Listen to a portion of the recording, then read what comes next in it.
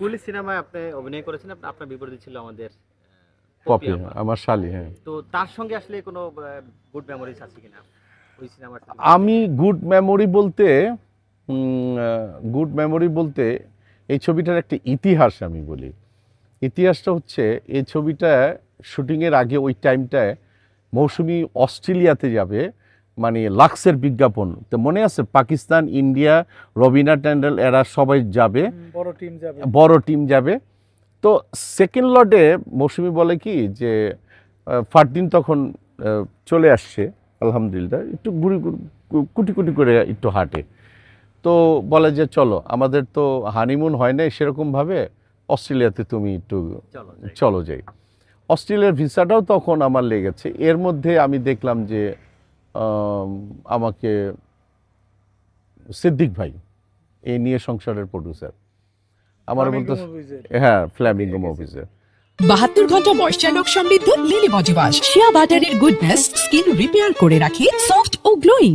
তা আমি তাকে অনেক শ্রদ্ধা করি, এখনও শ্রদ্ধা করি, তার জন্য দোয়া, এবং বললো যে তোমার সাথে কথা আছে, কাকে একটা ছবি করতে হবে। তো আমি বললাম ডাইরেক্টর কে? তা আকবর ভাই। তা আকবর ভাইয়ের সময় কেমন জানি একটু আমার একটু দূরত্ব ছিল হালকা, পরে সেটা কাভার হয়েছে। আমি বললাম যে আমি তো বাইরে যাব, আমি ছবিটা না করার কারণে হ্যাঁ আমি বলছি কি একটা রেমুনেশন, বলছি যে এইটা আমাকে একদম ইনস্ট্যান্ট দিতে হবে, এই রেমুনেশনটা। বলা যে আমি রাজি। তো সন্ধ্যার সময় হঠাৎ করে দেখি যে পপির বাবা, আমি তখন তাকে ওইভাবেই করি না, আমার শ্বশুর আসছে, বলে যে সানি, আমি জি বাবা বলেন, বলে যে এই ছবিটা করতে হবে। আমি কেন? ওকে আমার ছোট ভাইয়ের মেয়ে আসছে, তোমার এটা করতে হবে। তা আমি কিছু ঠিক আছে ওকে করব। তো মৌসুমীকে বললাম যে তুমি অস্ট্রেলিয়াতে যাও, আমি এখানেই থাকি।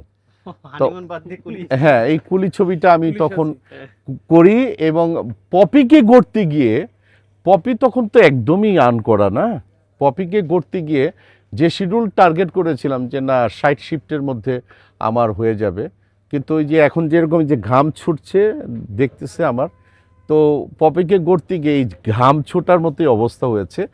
দিন শেষে পপি সাকসেস হয়েছে, সেই ঘামটা মানে আমাদের সাকসেস। 72 ঘন্টা ময়শ্চার সমৃদ্ধ লিলি বডি ওয়াশ, শিয়া বাটারের গুডনেস স্কিন রিপেয়ার করে রাখে সফট ও গ্লোয়িং।